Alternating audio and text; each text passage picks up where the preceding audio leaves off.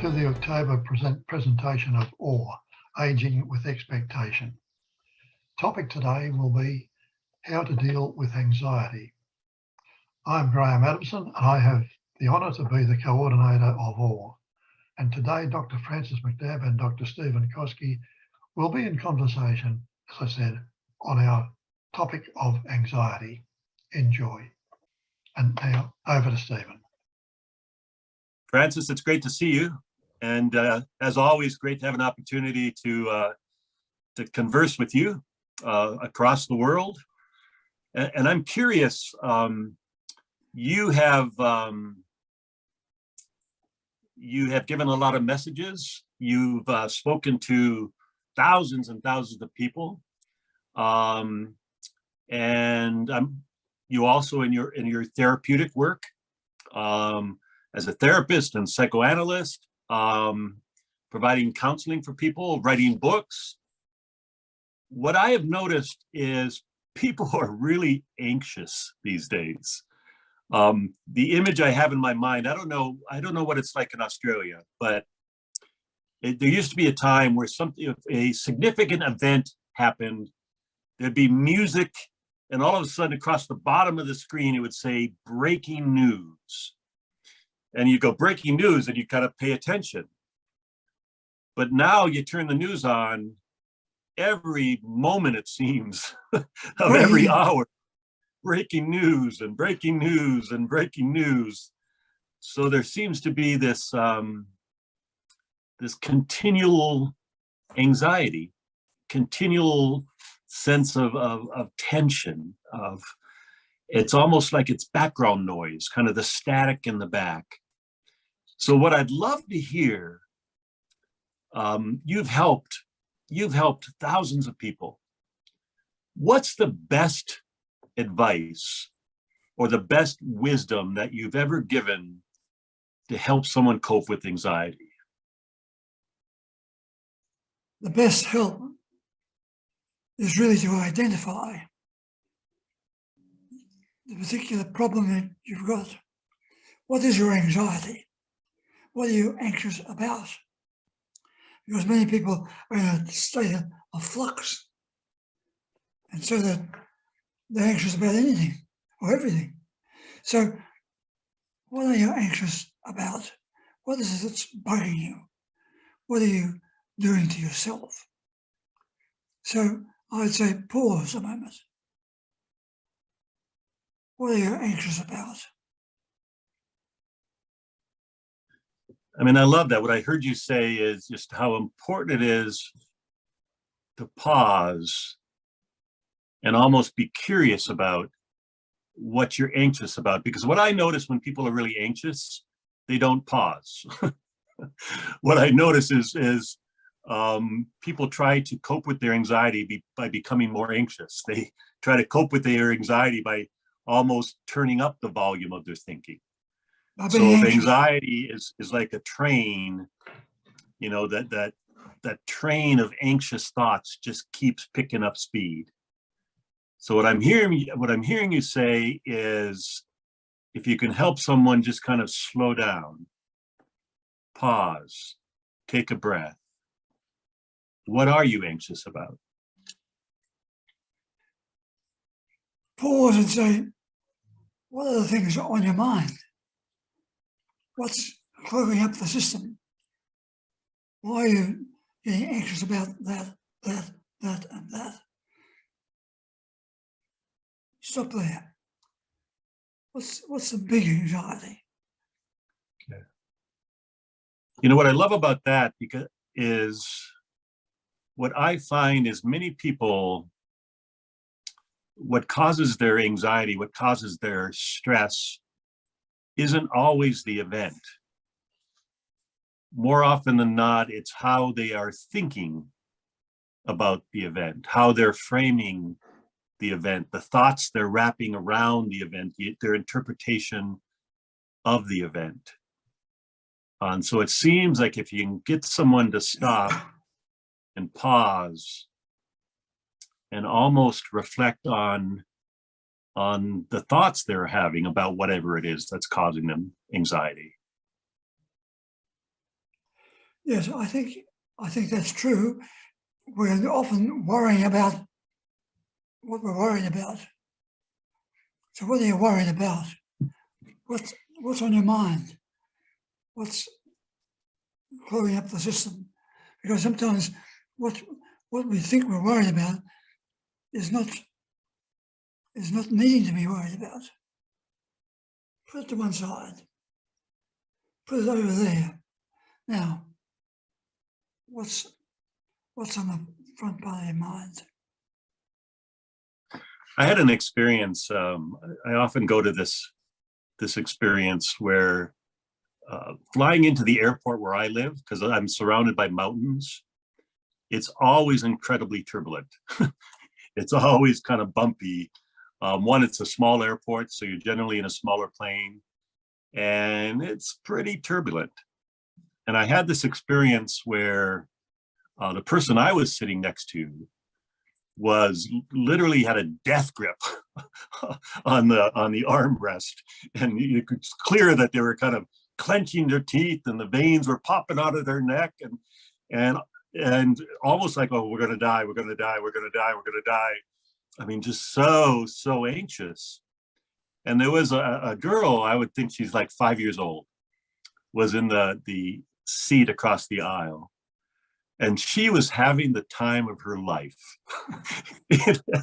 She was laughing and kind of squealing. And every time the plane would drop, all of a sudden she let out this squeal, and she, like a child would do, again, again, again. So I always think about that here two people were experiencing the same stressor, if you like, the same event. One was traumatized, and the other thought she had been taken to Disneyland. So it wasn't the event, it was how each person was thinking about the event, the thoughts they had about the event.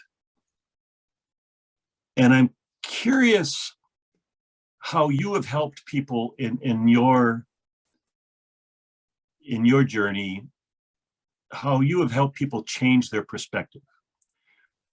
How have you helped people kind of look at a situation maybe through a different lens, where they then might see it in a different way and then lessen their anxiety? Well, you're almost giving yourself the answer to yourself, how you look at something, your past experience with something, your past experience of yourself in comparable situations. So you can see your past management, past events play a big part in your present management. So number one step is to listen to yourself. Listen and say, what am I doing here? What is it doing? What am I letting the issue affect me in this way? How much am I in control of myself, of the event that's coming at me? And can I control it? Sometimes we can't. Sometimes we tell ourselves, I'm out of this. But generally speaking, we've got some degree of control, some degree of looking at this in a different light. And looking at it in a different light, we bring different management strategies, if you like, to bear upon it. What I hear in that is, in many ways, you're inviting people into the present. And so much of our anxiety is either because we're continuing to rehearse what happened yesterday, or we're worrying about what's going to happen around the corner, what's going to happen tomorrow, what's going to happen next. It seems, what I'm hearing you say, it seems if you can invite people to stop and to pause and to be present in the moment, because, the only power we have is the power of right now. I have no control. I have no power over what happened yesterday. I don't have a whole lot of power what's going to happen tomorrow.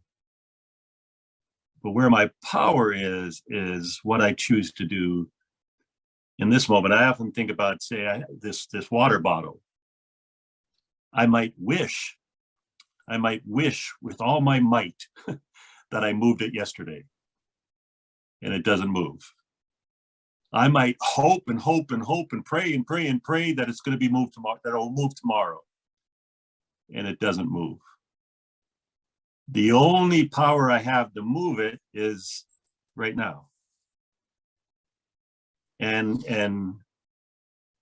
sometimes I think if you can help somebody just to pause, as you mentioned already, and take a breath. Okay, well, what can we do now in this moment? Well, yes. How can we take ourselves under better control, put ourselves under better control? Because sometimes anxiety comes at us, or we let it come at us, and we run out of control. It's doing the work. Whereas I'm asking you to bring yourself back into play, and you do some work. Take control, or what is it? What is it that really is bugging you? What is getting into you at the moment? Take hold of that and say, need it to be so? Can I shift it from there over to there? When it's over there, it's not troubling me so much. But when I let it jump right in front of me, I'm very anxious.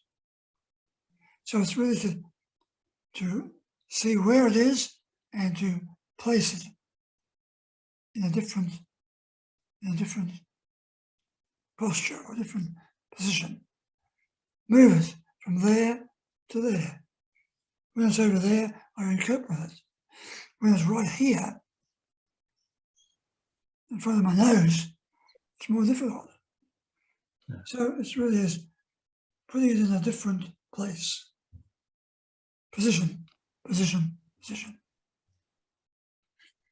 It reminds me of something, someone you know well, Forrest Church, where he described, I mean, he was talking about grief, but I think it also fits with anxiety, where he talked about our life being a stained glass window with many different panes of glass.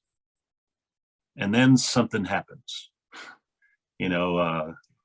a medical diagnosis, or maybe someone dies, or a tragic event happens, or you're having financial difficulty, whatever it happens to be. What he says is, all of a sudden, one of those panes of glass darkens.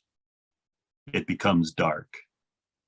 And what we tend to do when that one pane of glass becomes dark is we stick our nose up against it. We obsess about it. That's all we see. We stick our nose up as close as we can to it. And he says that when you stick your nose up against that dark pane of glass, then everything becomes dark. That's all you see. So he says one of the most important things to do is to step back. Because when you can step back, you can see, well, the light is actually shining through some of the other panes of glass.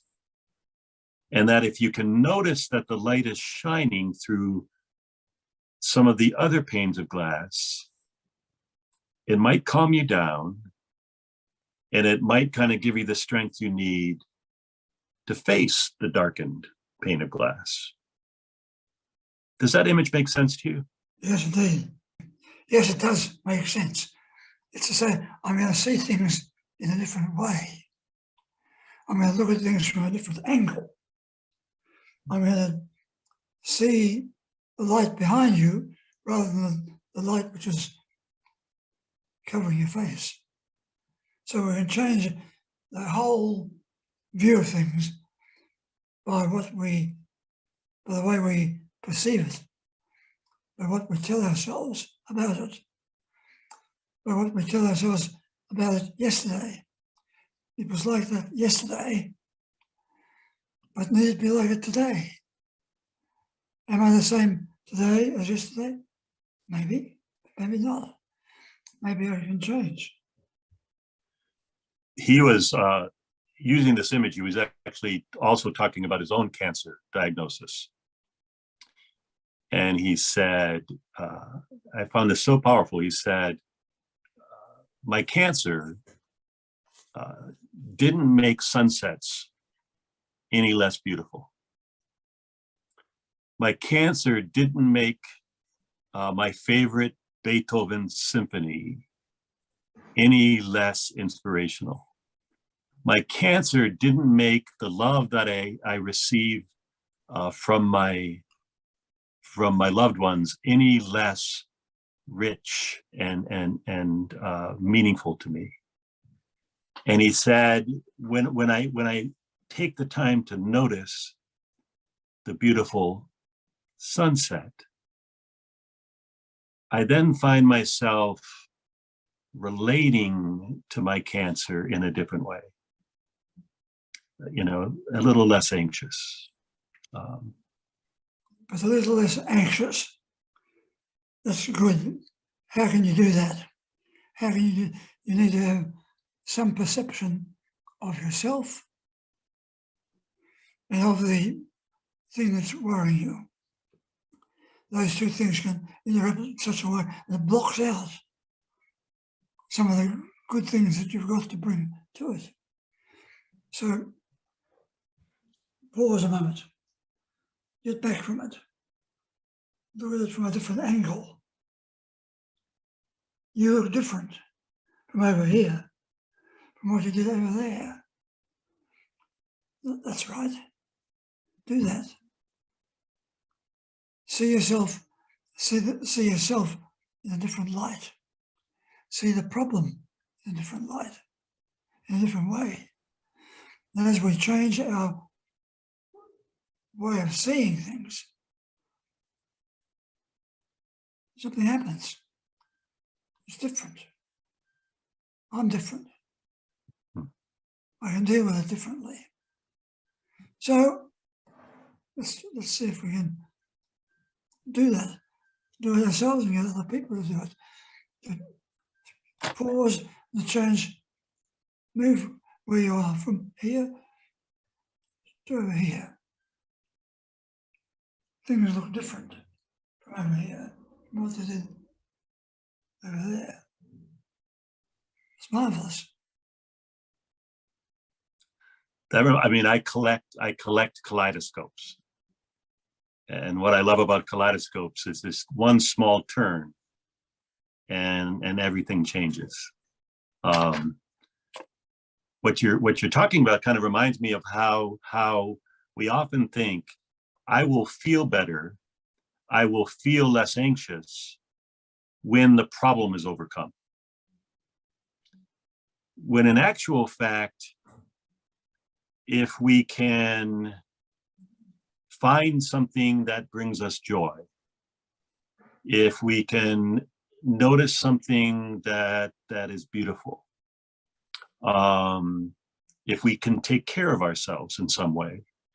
I was really super anxious about something yesterday. I had a deadline. I was trying to write something and I had this writer's block and just nothing was coming. And the more I got frustrated and the more I got anxious and the more I got worried about it, the less, the more blocked I got. So I just grabbed the dog and I went to the river and I just walked, and I purposefully thought, okay, get out of my head. I'm just going to listen to the sound of the river.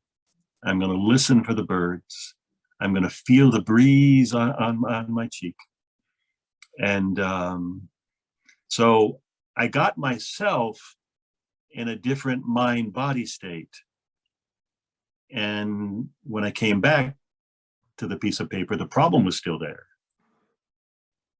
But because I was different, the writing came. You change. And it's important to know and to remind ourselves again and again that you can change. That this moment is not total, comprehensive, eternal. You can change. And as you said yourself, a little tweaking of the screen and everything changes. Just a small change can change everything. So give yourself a chance. A little change can mean everything changes. That's true, isn't it? One small drop, one small item can change the whole view of things. Can change how I see myself. So give yourself a moment to breathe differently. Breathe quietly. Allow yourself to be present to whatever it is that's bugging you at this time. I love that you're reminding us to breathe. I mean, I think of the poetry of the book of Genesis. First, there is chaos, and then God breathes. And with that breath comes creativity. And I often think, anxiety and fear live in our chest, in the tightness of our chest. I call it the first breath. When we're anxious and afraid, it's like our chest is tight and our breath is shallow. And sometimes we have to move beyond the first breath in our chest and take a deeper second breath, to lower our shoulders and to loosen the tightness in our jaw and to allow our breath to drop from our chest, about 2 inches behind our belly, and just breathe. And that creates space, between the things that happen to us, all of those stressful things that happen, and how we respond. There's breath, there's space. But for most of us, that space is like this. Our breathing is really shallow and that space is razor thin. So what can we do to breathe, to widen that space so that we don't react, but we might have a chance to respond? Does that make sense? Yes, your image is very good. But when you got your hands here, you can hide your face, but open up, and there's a real person there with real abilities, with real ways of coping. But if you close, I can't see. Everything closes in. So rather than closing in, allow yourself to breathe and be open to possibilities. I've always loved the image, and I don't know who came up with this, but it's a phrase that says music is only music because of the silent spaces between the notes. Yeah. That if you give two musicians the same sheet of music with the same notes, it'll actually sound different, even though they're playing the same song with the same notes. And their artistry is what they do in the space between the notes. And if there wasn't space between the notes, you just have noise. Just as so much of our life is just noise, external noise, internal noise in our minds. If we can create space between the notes. How do you do that? How do you create the space between the notes? In one way, it's simple. Stop doing what you're doing. Allow yourself to be present and to feel yourself present changes everything. Because if you're not present, you're here, there, want to be active over there, jumping all over the place. Be present. Be calm for a moment. Allow yourself to be there. When you can do that, you have a different way of seeing things, a different way of coping with things, a different way of being yourself. Your own perception of yourself, your own management of yourself, your own view of yourself changes. When we get that happening, other things change too. You know, I'm mindful of that beautiful phrase from Psalm 46 where it says, be still and know.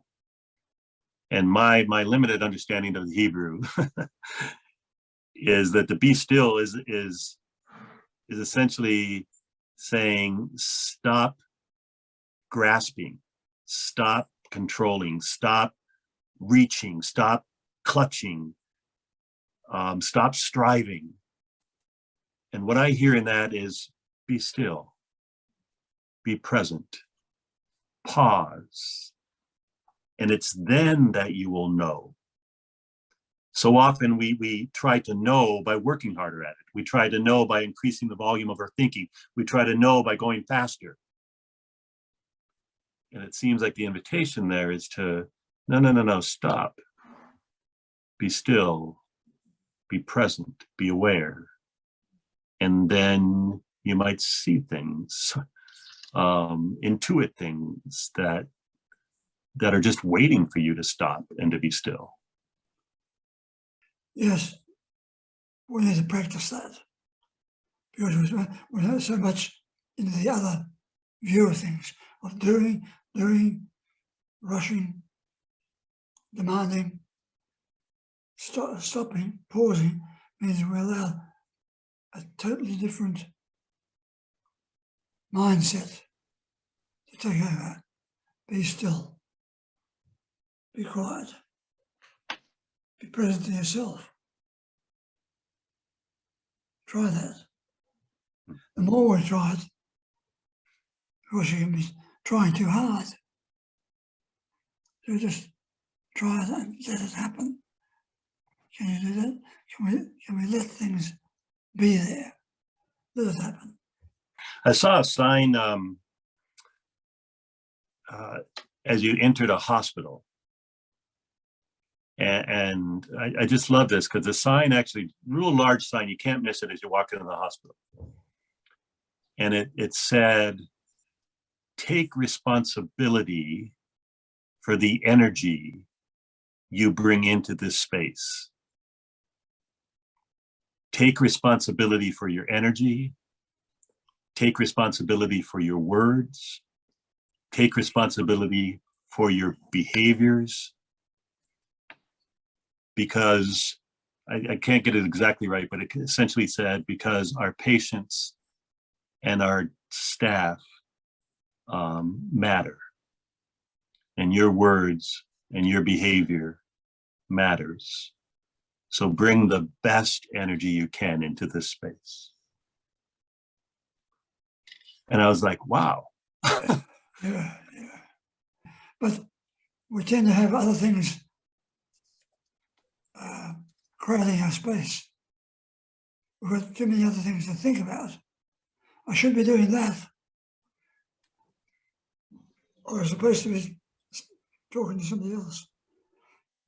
So we've got other things demanding, if you like, our time, our energy, our space.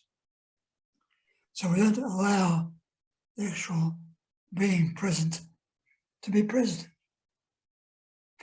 How do I allow myself to be present to myself? Because if you've got all sorts of activity taking place, the the basic stuff of being quiet can't happen. We've got all the machinery of our thinking taking its place. Sounds easy, not so easy to do. But I really love that, take responsibility. If you kind of pick that word apart, responsibility, that we each have the ability to choose how we will respond. That maybe it's not, it's stopping blaming that other person, stopping blaming the events and the circumstances around you, and realize, well, I have capacity. I have power. I can choose the energy I bring into this situation. And there's something really powerful in that. I actually sometimes wonder if that's what spirituality means. It's the spirit we bring into the situation. It's the spirit we bring towards the person. It's the spirit we bring into the world. And that we so often, I think, we assume we're kind of the helpless victim to that. And that maybe we have more capacity and more power to choose the kind of spirit that we bring into a situation. And if we have, what will we do with it? Sometimes we say, yeah, I've got the capacity to do something like that, but we don't do it. Because we're too busy, we're too preoccupied, we've got other things to think about. So we don't do it, when in fact, there it is. Our life is there and we can live it. Suppose we try doing that. I often think of, so often we try to control things, and that it seems like so often our anxiety is because we live in this illusion that we actually can control things. We can't even control our next breath. And I'm wondering sometimes what would happen if we loosened our grip, if we kind of gave up this need to control, and we realized we can't control, but we can always contribute. Like our relationships, we can't control our relationships, but we can contribute to our relationships. We can't always control life, but we can contribute to life. Well, if that is true, and it is, let's just assume that's the case, then let's do it. If we think we have control over our life, we'll take control. Take control. What does it mean to control our thinking? It means that we will not go down that pathway with our thoughts, but we'll take a left turn, go this pathway. We have far greater power over ourselves than we recognize. So pause and say, I've got the capacity to change direction, to change what I'm doing, to be a different person. Permanently, maybe not permanently, but for a time being. I can be different. And when you can be different, you say, right, that's what I can do. I can be different. Maybe that's it in a nutshell, what you just said, is the recognition that we have far more power over ourselves than we recognize or give ourselves credit for. And maybe it's about naming that, claiming that, and exercising that in life-giving ways. Well, it's one step more than that. It's rejoicing in that. I love that. Yeah, it's really good that I've got that. As soon as I surrender my power over my own thoughts, as soon as I surrender my power over my thinking, I'm going off in a different way. But own it. Take hold of it. It's you. It is you that's yours, you can have it. That's good. It's good. Well, what a wonderful way to kind of close this out and rejoice in that. Because I actually think joy is the oxygen we need when the air is thin. So joy is actually the oxygen we need. Like we need to celebrate what's right the most when everything feels wrong. There's a singer who said, we don't sing and dance and play to escape life. We sing and dance and play to prevent life from escaping us. Very good. So what's the one last word that you would give us as we kind of deal with all of the things we have to deal with? What's that one last word that you would give? My last word, won't be my last, but my last attempt, because we're moving along and we can change direction.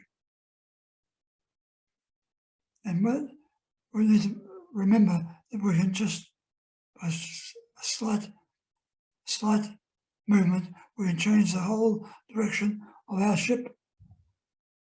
Change direction. As soon as we begin to believe that we can change direction, we change our view of ourselves, our view of what's ahead of us, and how we'll cope with it. So changing direction, and I actually think I've shared this poem with you before, but it reminds me of a poem that Mary Oliver wrote that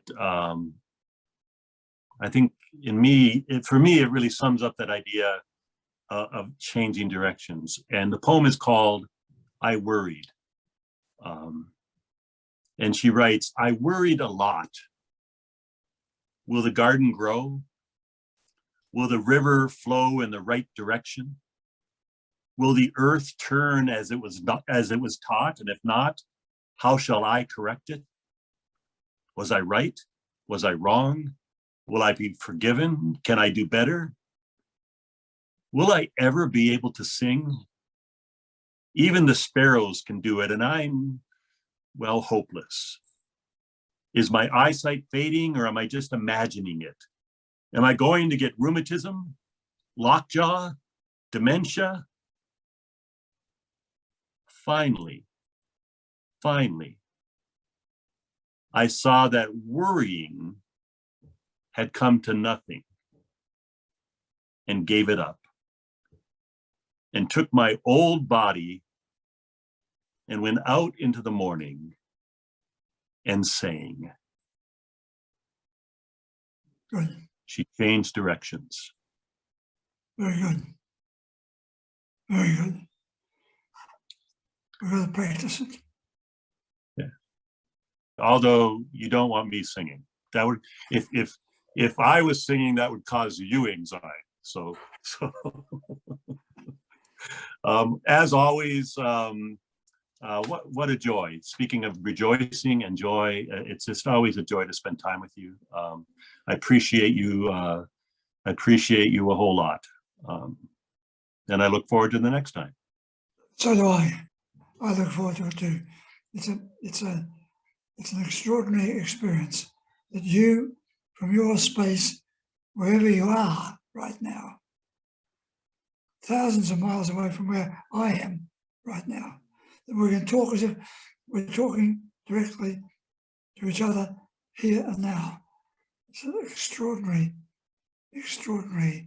experience. Yeah. Thank you for it. Yeah, it's a gift. Yeah. Great gift. Well, what a lovely wide-ranging conversation / discussion on anxiety. To paraphrase a favourite hymn of mine, be still my soul, I'd say be still my mind was the main thing that I got out of it. But those of you who know Francis and have listened to many of his addresses, you'll know that he loves to have discussion points. He very rarely did an address without them.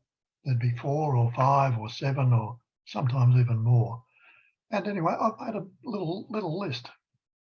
1, sit quietly. 2, be still.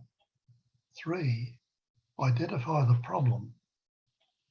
4, pause. 5, slow down. And 6, take some deep breaths. Now, all of that tells me to just sit quietly and let your mind take over the problem. And I went on to say to bring it into the present. The only power we have is the power of now. And I don't know who said that first, but I've heard it before, and I totally agree with it. And we must take control of our feelings and not let our feelings take control of us, which is what happens to most of us, including me, when we start getting anxious about something. And so stand back from the problem, take some deep breaths, and lo and behold, with a bit of luck, you won't feel so anxious. Anyway, that's it for October. Hopefully we'll see you back again in November with another topic, which I hope will be even more enlightening. Thank you again. Cheers for now.